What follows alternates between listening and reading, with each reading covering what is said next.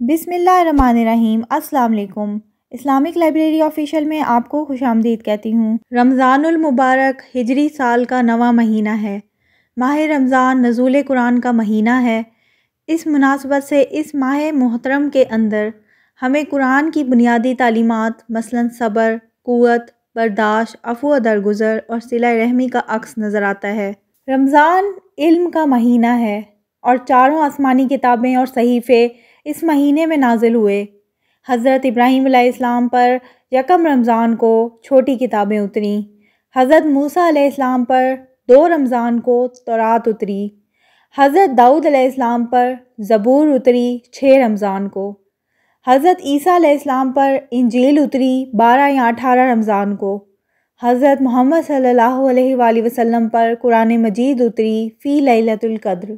جتنے بھی اسلامی مہینے ہیں، محرم، صفر، ربیع الاول، ربیع الثانی، جمادی الاول، جمادی الثانی، رجب، شعبان، رمضان جو نام ہے اللہ پاک نے رکھا، باقی نام عربوں نے رکھے۔ پھر ان کی زبان پر اللہ لایا رمضان، کیونکہ ابھی دنیا وجود میں نہیں آئی تھی۔ اللہ پاک نے قرآن کی تلاوت فرمائی اور رمضان کا نام اللہ تعالیٰ نے پہلے سے ہی چن رکھا تھا۔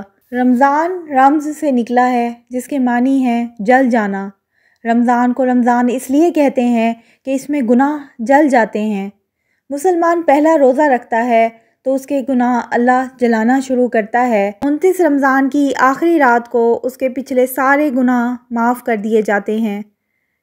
رمضان کو جلنے سے تشبیہ دی گئی ہے، جیسے جلنے سے چیز ختم ہو جاتی ہے۔ رمضان کی بھوک اور پیاس سے جیسے ہر چیز ختم ہو جاتی ہے۔ رمضان میں کیونکہ سارا علم اتارا گیا ہے، پہلی امتوں پر روزہ افطاری سے افطاری تک فرض ہوا کرتا تھا اور یہ بہت شدید 24 گھنٹے کا روزہ ہوا کرتا تھا۔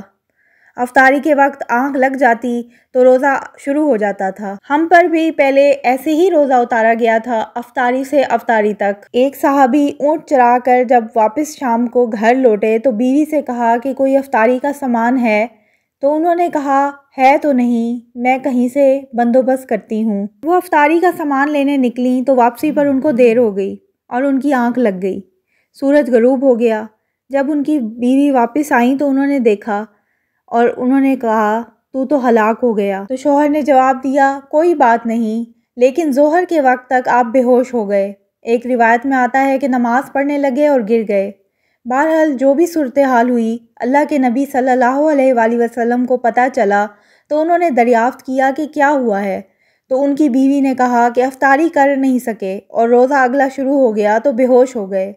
تو اللہ کے نبی صلی اللہ علیہ وآلہ وسلم بہت رنجیدہ ہوئے۔ اللہ تعالیٰ نے قرآن اتار دیا کہ چلو میرے محبوب ساری رات کھاؤ، میرے محبوب صبح صادق تک آپ صلی اللہ علیہ وآلہ وسلم کی امت کو اجازت ہے۔ پہلی امت پر روزہ افطاری سے افطاری تک ہوا کرتا تھا، لیکن ان کی نماز تراویح نہیں ہوا کرتی۔ آپ صلی اللہ علیہ وآلہ وسلم رمضان کا اہتمام رجب سے ہی فرما دیتے تھے۔ میرے نبی پاک صلی اللہ علیہ وآلہ وسلم نے 9 رمضان دیکھے اپنی زندگی میں۔ 10 رمضان سے پہلے آپ صلی اللہ علیہ وآلہ وسلم اللہ کے پاس تشریف لے گئے۔ آپ صلی اللہ علیہ وآلہ وسلم کی اپنی امت پر کیسی شفقت تھی۔ آپ سحری کھاتے تھے بالکل آخری وقت میں۔ ادھر حضرت بلال اذان دے رہے ہوتے تھے اور ادھر آپ آخری لقمہ کھا رہے ہوتے تھے۔ ادھر سورج غروب ہو رہا ہوتا تھا اور آپ صلی اللہ علیہ وآلہ وسلم کھجور منہ میں کہ میری امت پر بھوک کا وقت کم سے کم آئے۔ آپ صلی اللہ علیہ وآلہ وسلم کبھی پانی سے افطار فرماتے اور کبھی کھجور سے۔ ایک دفعہ آپ صلی اللہ علیہ وآلہ وسلم سحری کھا رہے تھے تو بکری کی سری پکی ہوئی تھی۔ حضرت علی رضی اللہ عنہ آپ کے ساتھ کھانا کھا رہے تھے تو حضرت بلال آئے، کہنے لگے محمد صلی اللہ علیہ وآلہ وسلم وقت ختم ہو رہا ہے، میں اذان دینے جا رہا ہوں، برائے مہربانی آپ کھانا پینا بند کر دیں۔ تو یہ کہہ کر حضرت بلال چلے گئے۔